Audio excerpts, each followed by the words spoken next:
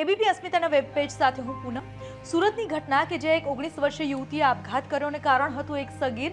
એ સગીર વારંવાર યુવતીને પરેશાન કરતો હતો. યુવતી ટ્યુશન ક્લાસમાં ફરજ બજાવતી હતી શિક્ષિકા તરીકે.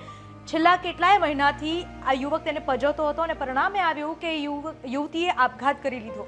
ક્યાંક ને ક્યાંક બાળ ગુનાખોરીનું પ્રમાણ વધી રહ્યું છે.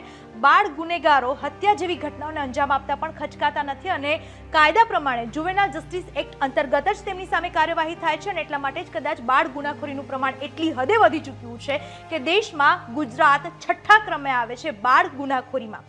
જરૂર છે કે હવે સમય પ્રમાણે અત્યારના એટમોસ્ફિયર પ્રમાણે કાયદામાં બદલાવ લાવવામાં આવે, ઉંમર પ્રમાણે કડક કાયદાઓ બનાવવામાં આવે તો ને તો જ કદાચ બાળ ગુનાખોરીની ઘટનાઓ અટકાવવામાં આપણને સફળતા મળી શકશે. કારણ કે મોબાઈલનું વળગણ સાથે જ અત્યારનું જે જનરેશન છે એની વહેલી પુખ્તતા આ બધા જ કારણો જવાબદાર છે કે બાળકો વહેલી ઉંમરે પુખ્તતામાં તરફ જઈ રહ્યા છે, પાકટ વયમાં જઈ રહ્યા છે અને એના પરિણામે જ આ પ્રકારની ઘટનાઓને અંજામ આપી રહ્યા છે.